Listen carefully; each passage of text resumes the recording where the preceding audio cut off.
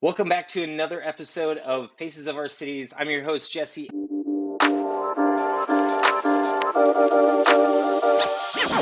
We are talking with Kellen Casebeer. Casebeer? Am Case I of beer, saying that like right? case of beer, just like case of beer, actually.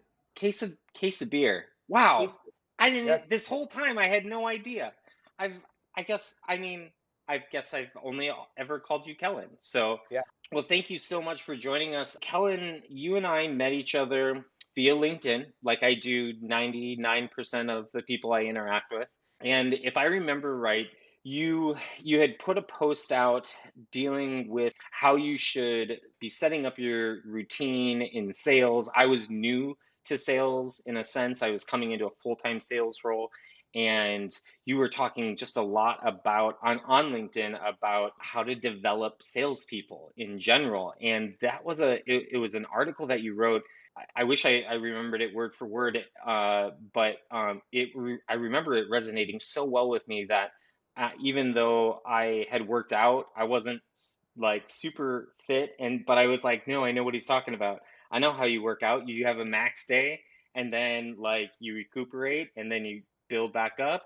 And when you put it in words like that, I started thinking like, wait, I can do that. I can totally hit like crazy numbers one day, and as long as I'm allowed to like recuperate and then do something I don't like or something I love another day. Do you remember that post at all? Is that yeah, a yeah, yeah, thing for totally. you? Yeah, yeah, we were talking about like periodization. Oh yeah, okay, that's what it was. Yeah, Did I have that about right? Or yeah, you're like, Jesse, totally. you'd need to reread that post.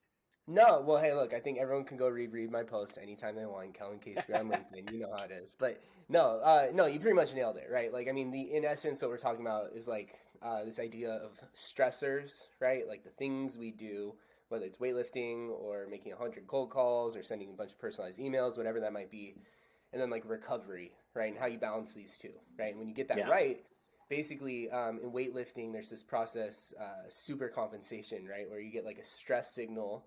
I'm going to do 5 reps of 80% back squat, right? So it's relatively high load, right? But not 100%, right? So you work that load, and then basically you're going to recover, right? And as long as you give yourself adequate recovery and all of the sort of right things are true in kind of the environment to allow an adaptation, your body actually positively adapts to that stress. And so you don't just recover back to like how strong you were before that stress stimulus, you actually improve, right? And so you can measure that, of course, both by literally testing it among many other ways, and then over time it gives you like a process for improving capacity, right? And kind of a systemized way of doing so, understanding that you'll have cycles where you're trying to increase that max, cycles where you're recovering, maybe you're trying to increase like the amount of time that you can work at a certain capacity. And so those all of these sort of principles, they're true in kind of the physical realm. A lot of us are familiar in like sports or anything like that. And it's basically like a physiological process that happens, and the same is true of kind of like our mental well-being as well. Hmm. I, as you explained that, it also kind of works in the opposite way in a sense too, right? Like I take a couple of days off of working out or a couple of days off of making cold calls, and I start getting used to that and I start being Yeah. okay with that. And before you know it, you're like, wow, I haven't made any cold calls in a week. Dude, Whoops. you want to hear a hot take? I take no days off. I don't think I've taken a day off in a year. I would say, in that exact Wow. same vein, is I would say I don't take days off because I totally agree. Is like if you think of I mean, think of like momentum or inertia, any of these sorts of ideas, right? You're totally true. Like if you're making cold calls every day, the next incremental cold call is very easy. It's like whatever. I made Yeah. 40, making another one, who cares? Right? The hardest Yep. one is that first one. Just like in the gym, right? Like there's this saying, just go. If you just Yep. show up to the gym, you're going to get this uh positive habit, right? And so if the leap is just starting, that's like very true. Yeah, it's Yep. interesting. Yep. Yeah, I mean it's part of the reason why like when it came to working out, I was like, I can't take off on the weekends. Mondays will be terrible. But if I Yeah. still work out on a Sunday, even if it's just like riding a bike, at least like Mondays won't feel like it's hard, Yeah. right? Or Um, even I think about like soreness, right? Like people get sore yeah. from working out. Well, like movement is your medicine to that, right? Like the best way to Hmm. not be sore is go like take a walk probably, right? Like you Right. probably have the Right. capacity, and so that's active recovery, and this boosts recovery, and you're like nailing. So right, and like we haven't gotten into it yet. I'm sure we will, but like literally, like the company I'm helping build, this whole idea is how do we take all of these concepts and apply them to workers, right? Because if you think of active recovery, how do I get better at how do I recover from my one rep max easier by doing like a lower capacity weight a little bit, not to try to get a positive adaptation, but just to like stimulate recovery.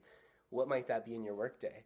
Right? Like we could literally do that. Like, would Sure. it be really hard for you to write 10 emails on Saturday and 10 emails on Sunday? Not at all. But if that means that come Monday morning, you're like in the game, in that you're like 30% more effective all of Monday, what might that mean to your year of results? Like it can be really crazy, right? And so Sure. there's all of these sorts of concepts. Yeah, of course I can geek out Um, about it like this. yeah, no, and I again, that's part of the reason why I was so excited that you agreed to be on this podcast because when we met, you just unloaded so much knowledge on me that I was like, I don't even know what to do with all of this. So before we go into Leon, because I do really want to touch on that, one of the things that just like blew me away was when we started talking about you and your past and your history and where you got to. I had this like moment in my head that I was like, this is one of those dudes that went for it when he was a teenager. Like Oh, he started a company and and I'm not going to ask you to tell me how old you are, but I know that you're I was like, I think this guy's like a decade younger than me. I sure. was like, holy cow, this is amazing. Like this guy's Yeah, so interesting, and he's living such an interesting life, and it was really inspiring to me. So for the people who will listen to this, can you help them understand kind of what I'm talking about? Because I don't remember all your details. So yeah. tell us about let's start with how you found out that you loved sales. Maybe let's start there. Oh, yeah, yeah. So we're going way back then. Like, Okay. yeah, yeah. So that's actually a funny. Like, I don't know if I told you this, but like, I actually knew I was gonna be a salesperson since I was 5 years old. Oh, no, we did Yeah, not go yeah. that So far back. yeah, yeah. So you just unlocked another level of this. But so yeah, so I mean, so actually, it'll tie in well. I'll give you the whole rundown through this. But Okay. basically, so my father was a small business owner, right? So my dad, like, he barely, like, literally barely graduated high school, started his own company doing like hi-fi stuff in the 70s, right? Audio, video. And so, uh, basically, my dad owned a business in Oakland, California, about 20 minutes from where I live now and where I lived as a child as well. And on Saturdays, like we would go to the shop, right, so that my mom could sleep in, and so that I would like be out of her hair.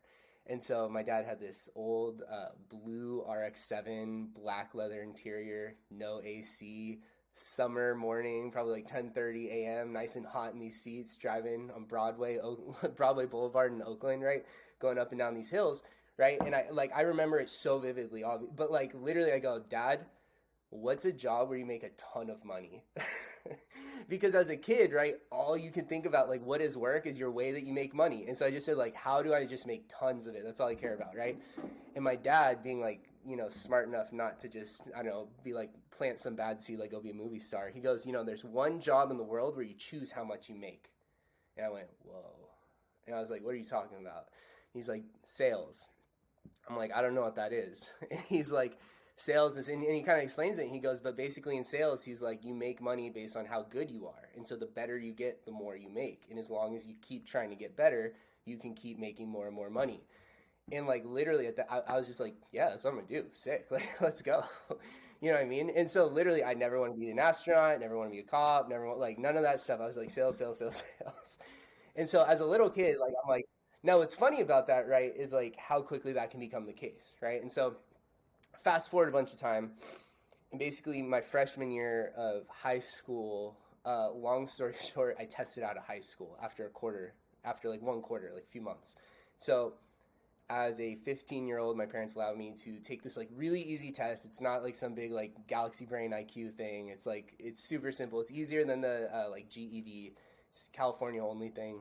So I took that, graduated high school, So as a 16-year-old, I started doing junior college, right? And then I also started working full time. And so I would go to college at nights, taking 2 to 3 classes, and I worked full time. And so over the next 5 years, which was 11 semesters, so 5 years and one summer semester, I chipped away at my JC, right? And so during that time, took classes, and then I worked full time. So by the time I transferred out of junior college, I was becoming like a junior at a 4 year school at the same pace as my high school class was like juniors in college, right? So I was at the exact Okay. same pace, but I had Yeah. just done 5 years of full time work experience, right? And so the first year of that, Right.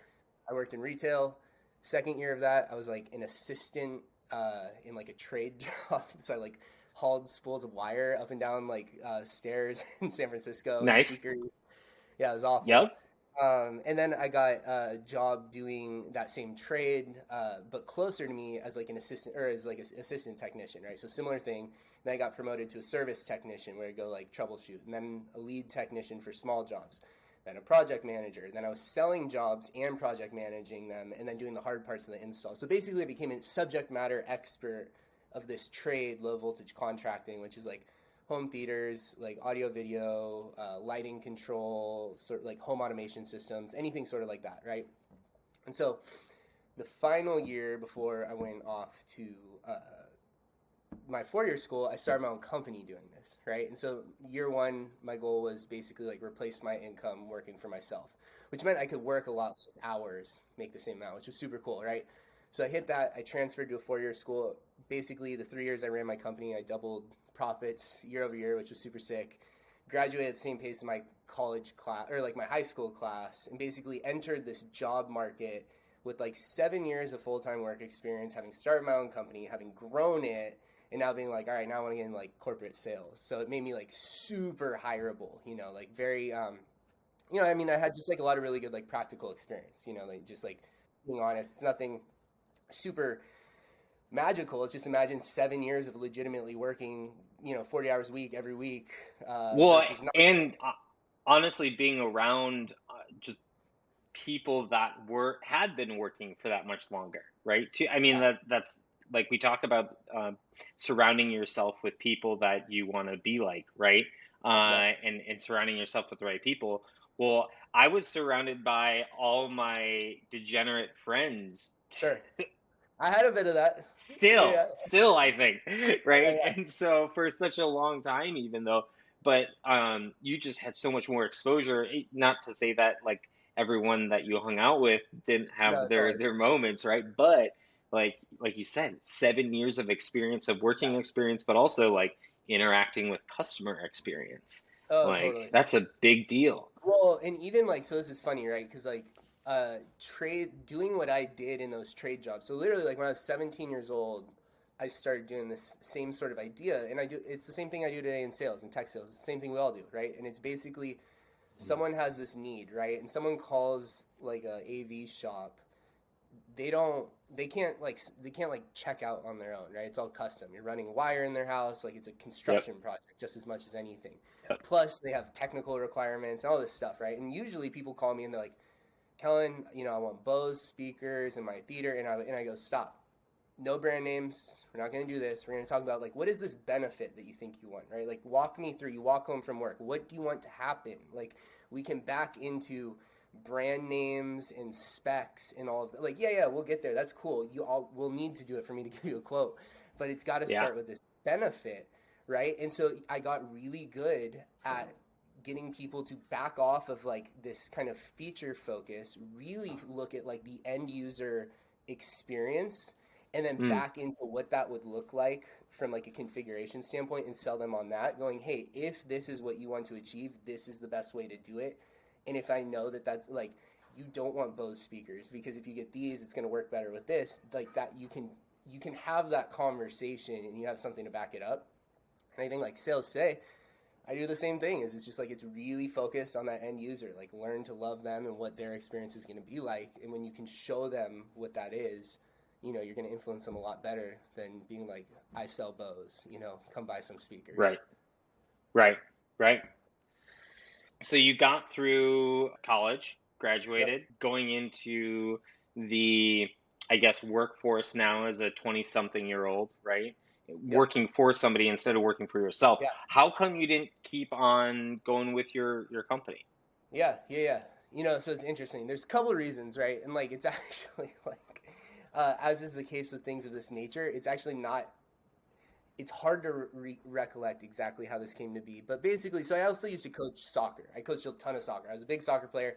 I coached soccer. So I was spending like 3 days a week after work or school or like whatever doing soccer stuff, right? With my youngest brother and like this group of kids I coached for a really long time. And so I had a really big workload, right? Now, right before I was so like basically the summer before or the winter before I graduated college, my father passed away, and he had like this rare melanoma called ocular melanoma, so it's like of your eye, and so he had that for years, right? And so he started to get worse in health like those last 2 years, to the point that even though the company was doing well, I was basically being hyper profitable in my time I spent working, intentionally backing out of working hours in order to basically be with my family more.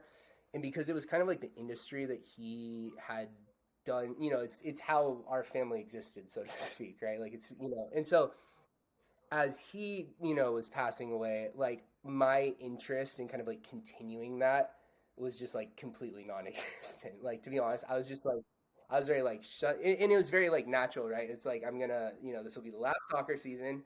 I'm gonna graduate college. I'm gonna close my business, and I'm just gonna go, and because like going into this, right? Like, I left high school, and it's like, how are we going to figure out how I will end up finishing college and like getting into the workforce the right way? That journey was nuts, right? Like the what I got out of it and like what it kind of spit out was just so different that like there's just like a lot of perspective change. And so it's kind of like fitting that while I got my goal, I also recognize like this isn't the goal. Like, my goal wasn't to get like some stupid sales job. That's what, this little version of me did.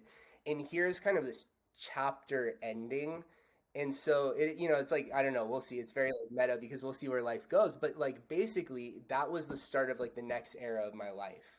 Right. And so at that time, it's like, I'm going to shed these old things, like invite this new thing. I also like, I got engaged right then as well. Oh wow. So it's like yeah, a bunch of stuff was changing. It was super crazy. Well, to make just to wrap that point up, like so many of us think that early on, I was the same way. I had an idea of what my dream job was, and or like certain things that I thought I was going to have to work 40, 50 years for before I got them. And there are times, not to say that this happens for everyone, but there are times where either on the way there you realize, oh, I was totally wrong, and so you switch courses, and there's literally nothing wrong with that Yep, whatsoever, right? I agree. There's other times where you get there way sooner than you ever anticipated, and you do it for a little while. I did the same thing. I always wanted to be a social worker in child welfare. Somehow got my dream job right out of college. Literally walked in and I was like, whoa, Yeah, holy cow. I'm you're like a done. social worker, like a legit one. Like, holy cow, I have to go to court? What? And so did it for, 2.5 years and was like, oh, okay. Well, I really appreciate you letting me do this now and showing me that, like, yep, you got it, Yep. and now I've got other plans for you, Yeah. right? And it sounds like that's kind of what was going on with you. Like, hey, I'm going to give you this experience, you had this experience. You got to start a company. You got to do sales, and then it was like, oh, hey, oh, there's more for me to do. I'm not going to Yeah. do this the rest of my Well, life. and There's what's actually more. funny is it's like, I mean, it's really interesting because it's very pendulumy, because I'd basically say I started my own company because like basically at first I was like trying to be good at my job, and then I was like Mhm. capping out on that, so I started my own company. And then I like was growing that, and then when I started capping at that, I replaced it with another job. But like my goal is to start a company again. And Yeah. so it's very like interesting, and especially like that. So it's just, I'm a big fan of, actually, like, I really like that you brought this up. Like, relative goals. I don't love absolute goals. Like I want Yeah. to, like for example, now I guess it's like in absolute say I want to start a company again. But like when people are like, I want to start a company that like achieves this, for example, it's like why? Like that doesn't even make sense because it's relative, like way too far off. And I think when Yeah. people understand, like I'm a huge advocate for do what excites you. Not what is Yeah. smartest, not the most financially sound, do what excites you because I'm a big believer that like time is your valuable resource and that you can always make more money, you can always do the other things. Um, and it's just interesting because I think a lot of people get anchored to like these other sorts of like priorities and decision making and are Sure. scared of coming off of them, right? And it's Yeah. like you look at, I mean, like I've been very grateful for like all these like things. Like I did not orchestrate any of this. Like we just we stuck and moved and adjusted as kind of life happened. It's not like we're like Tom Brady like orchestrating this from behind the D line or like the Right. line, like it's not how it plays out. And so I Right. don't believe in trying to like it's like people want to have this like hyper defined idea of what they want to do. I think that that's a little bit, I get why, but I think life's like way cooler if you're like, you might be like, I think this is maybe what I want, but like my goal is daily things that will make that possible. And then if any day wakes up where those daily things don't make sense anymore, then that's not your goal anymore, and that's Yeah. okay. And don't be Yeah. too attached to like at one point I said I wanted that, so if I don't, it's like who cares? Right. Right. And yeah, and if you get to that point, I think there's a for maybe for entrepreneurs or just a certain group of people, there's that fear of like I have to keep on doing this because otherwise like I didn't achieve my goal, Right. right? And that's the other side of this. So many people are chasing goals that they're chasing only, well, they're moving towards, not chasing after, they're just moving towards because they feel like they have to do it, otherwise Dude, they didn't do what they said they were going to do, I you know? say that I say that stress, what we perceive as stress, in my belief, like, and this is like a non-clinical definition. This is a very spiritual definition of stress. Is literally just when our actual actions are ill aligned to our true goals. Hmm. And so if you have a true goal, even if it's like it might be subconscious, you might not be admitting it, but if you are acting out of orientation with what you actually want most, that is stressful because you have Yes. friction, right? Like think about Yep. if you're thirsty, there is no friction to drinking water. You're thirsty, right? And so if you think you want to lose weight and you're having a hard time doing it, maybe you just don't care that much, and that's okay. And I think the stress is like a lack of reconciliation with what your goals are. And it's so funny because I think a lot of people chase goals, like you said, that aren't their real goals. They just think they're supposed to care about these things. And that's why I say, do what excites you. Just do what excites you. Cool. What's your thing? Go do that. Like, prove them wrong. Yep. Ah, man. Yeah. I feel like we could probably keep on talking about that for a long time. We knew this was going to Yeah. happen. It's Oh, one yeah. of the reasons why I loved our first conversation, just because it was obvious that you've spent so much time actually considering this both for yourself, but for people that you interact with as well. Let's get into the last part, Yep. the part that our audience um, thinks that they care the most about, but Yep. really it was this first half. Um, with all of your experience, both as an entrepreneur in sales, are there some, I guess, life hacks or work hacks that you have learned over the years that you're like, gosh, either I wish someone would have told me this early on so I didn't take 3 years to learn it, or gosh, I do this in my daily right now and it really just changes my life, and it's, if people knew about it, it would just be something different. Anything you want to offer to our audience? Yeah. Yeah. Yeah. So I got a few. So the first one I think is like, and I'm gonna call it so like, basically I think a monotonous schedule is like really awful for us. What I mean by that is like 5 days working, 2 days off, or you have like these five like kind of equal output days. It can again going back to like we were talking weightlifting. You wouldn't do like Hmm. five equal output days in a row in the gym and then take 2 days off. It wouldn't make sense. You would do like probably Right. three high intensity days and do nothing any other day. And so Right. work actually I think applies same way. And I'm gonna steal from Nassim Taleb's like anti-fragile. He talks about this concept of barbell, right? And so I think the barbell here is that you either work your ass off completely, right? Not moderately, but completely, or you do close to nothing, right? And so what I mean by that is that we should Mm, do high low day fluctuations, okay? And so I think a really good way to look at this is like Monday, when your Mondays come, try to do a high output day. Like work a 9 hour day, work really hard, try to get like tons, try to do as much as you normally do your Monday and your Tuesday. Literally, try to do that much cool.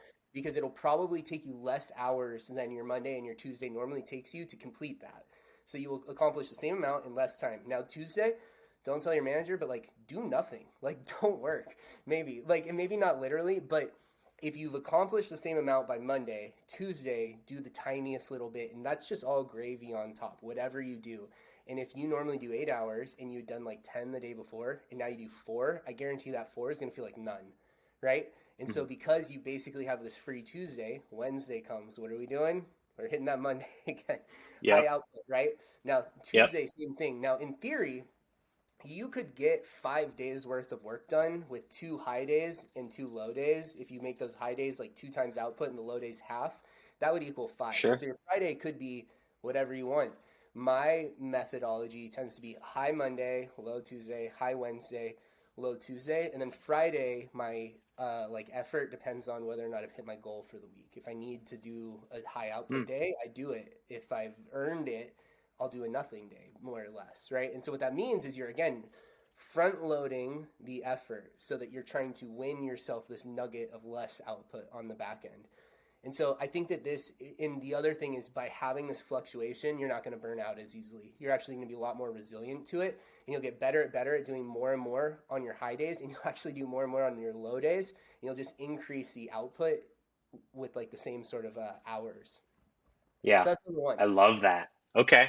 Um, the And number it two, starts with probably not mentioning it to your sales manager until you've yeah, got proof and they start asking like, how are totally. you doing this? Well, and so the way I would do it, like literally, is like let's say you book a meeting a day, is like book three on a Monday, book none on the Tuesday, book three on a Wednesday, Yeah.